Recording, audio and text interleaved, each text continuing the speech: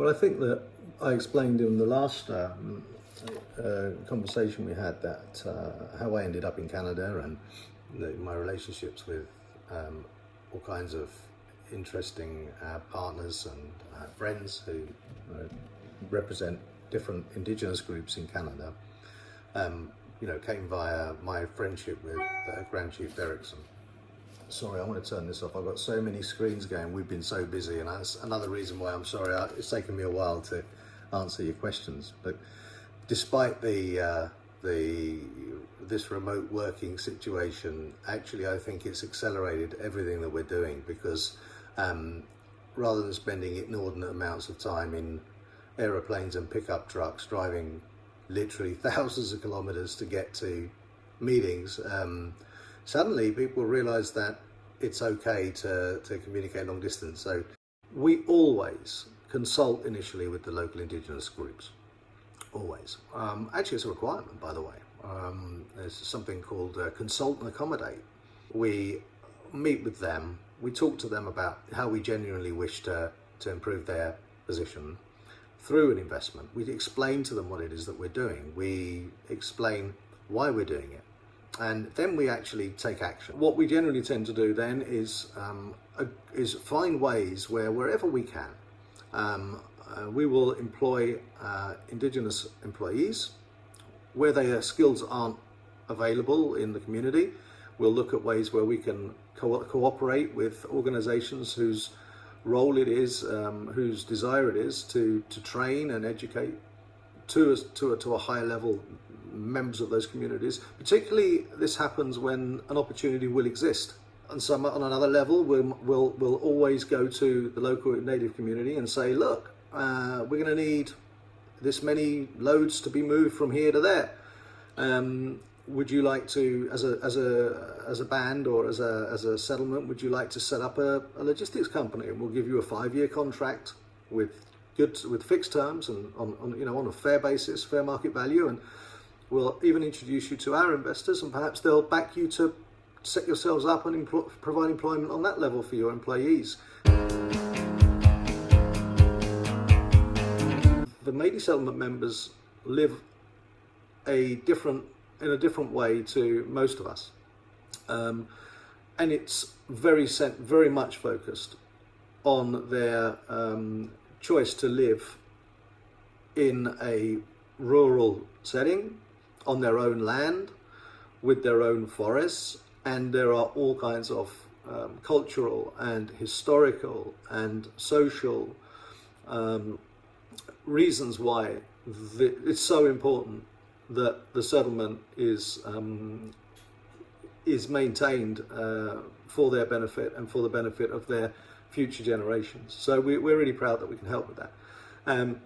And we can help them to do it to help themselves, because as we said earlier, wherever we can, not only do we partner with them very closely, and that's critical, but we also try to help them to be able to take the settlement forward from the environmental, ecological standpoint, as they'd like to see it done.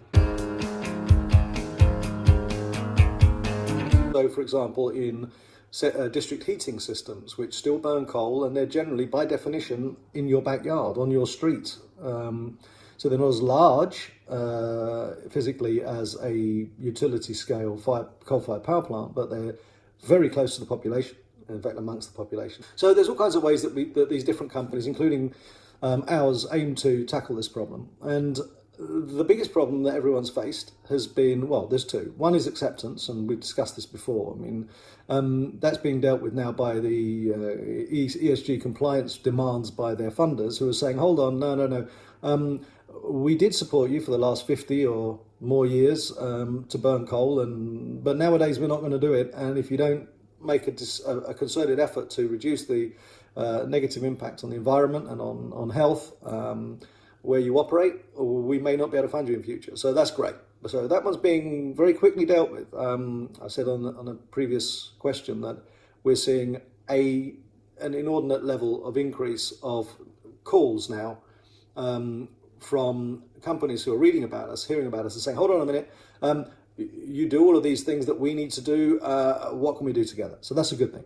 You brought up actually one of the reasons that you contacted me was because you heard and read about the debate around the license or the permit for Lumberton, where there was a public call with, a few dozen or more, generally speaking, organised environmental activists who decided that without any knowledge of what a certain company was doing, this happens on every single project, by the way, there's nothing unique about that. It happens to everybody at all times, whenever an environmental permit is applied for. There are organisations whose membership figures and revenues rely on the fact that they will fight every single possible environmental application. So the big question is, okay, you convince a coal plant that they should come off coal. And there are such utilities who'd love to do that. And they say to you, when can you start delivering 2 million tonnes a year, every year, reliably, without fail? And by the way, who else can supply exactly the same product so I've got redundancy in my supply chain and I'm not single sourcing your product from you? And by the way, you're all by definition startups, no matter who you are in the renewable energy space, pretty much in biomass. You're probably a startup. Now, by the way, I exclude white pellet manufacturers. That's a different business. It's established. It's a commodity-based business. It's not a business that I invest in. But I'm talking about power plants that do not wish to close, do not wish to convert to burn a white pellet, and if they did all at once, then the price of white pellets would be too high because the demand would far outstrip supply. There's over 2,500 coal-fired power plants on Earth, and the point is, how do you actually get rid of this problem, even in one plant,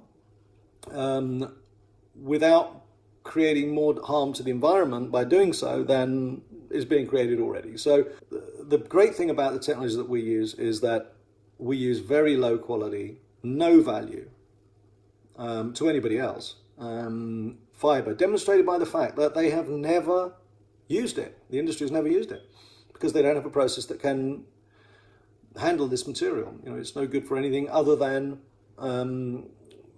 burning, actually, but in a controlled environment, in a way that supplants, that decreases on a net basis the emissions that is being created elsewhere.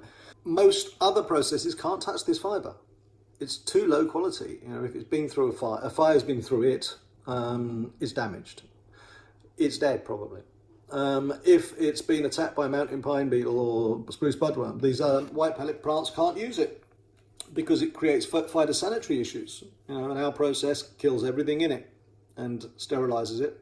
We actually double benefit the environment when we take that wood away, because you can't replant or reforest on areas that have got standing dead forest. And these forestry areas that have been damaged with fire are in the hundreds of thousands of hectares and sometimes in the millions of hectares in scale. So that's reforestation that won't happen. So we go in, we take that fibre away, we produce a product with it which captures the greenhouse gas emissions that would otherwise have taken place in nature after these events. We produce a product that then supplants coal, which reduces emissions and particulates further wherever this fuel is used. And furthermore, we replant it, we reforest it. The problem we've got in Newfoundland at the moment is that the densities of the fibre, when compared to Alberta, say, or BC, are around a third to the quarter of the number of cubic metres of fibre on any given hectare, for all kinds of environmental and climate reasons. And so technically, if you need to build the same length of road to access a hectare, the same length of road to access any given hectare in one of those three provinces, it's going to be 3 times cheaper to do so in the west of Canada than it is in the east. So fibre is really expensive. And if you haven't got a home for all of the fibre from a given hectare, it becomes more expensive again. And so with the closure of those pulp mills that would traditionally take away the pulp wood to be made into paper, it became non-economically viable to log, to harvest wood in many areas of Newfoundland. Now, the technology that we proposed there would have, in my personal opinion, revitalised the entire industry. The reason being that the plants that we would have built would have used that fibre made the entire economy viable again. And not only that, their location geographically is extremely close to Europe. So, and that's the biggest buyer, by the way, of solid biofuels by far. And they're so close. Probably 6 days less sailing, rather than a month if you go from BC and through the Panama Canal.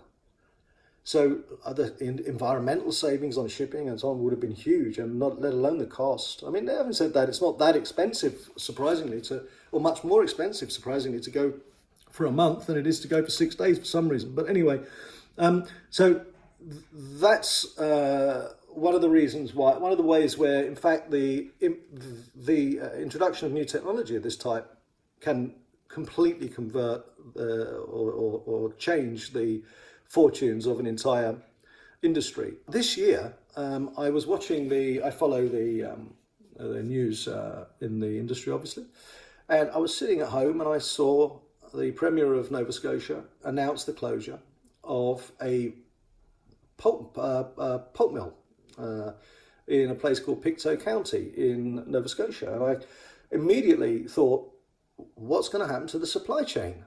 And I started to research it right there and then. And I'd already written to the Premier, actually, within an hour or so of his speech live on TV. And I saw it on the internet, obviously. I never received a reply. Anyway, I got on a plane, pre-COVID, just.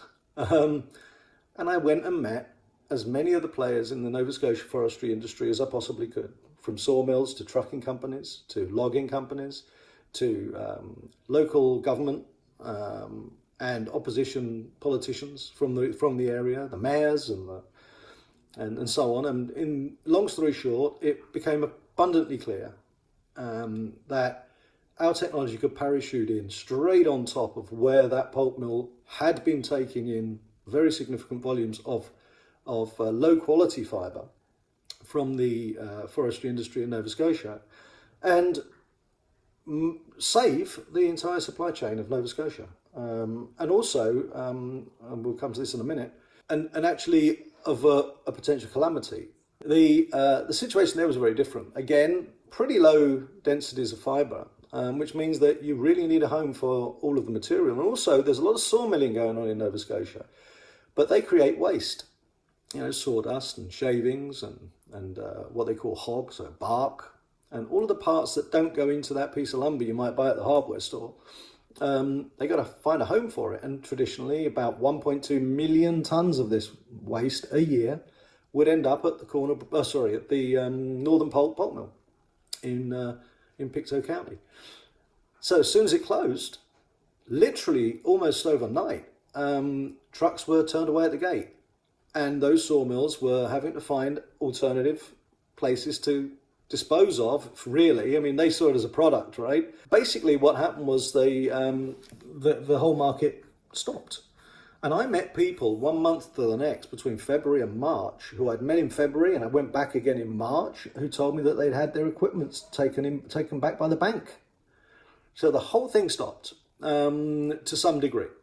Now, some of the sawmills had alternative outlets for this waste material. I won't go into great detail, but it's not important. But some of them could, and some of them couldn't. There's also socioeconomic benefits to these new technologies, and eventually, I think that we'll start to see them bringing back value environmentally and ecologically, but also economically and socially. And that's one of the reasons I enjoy what I do.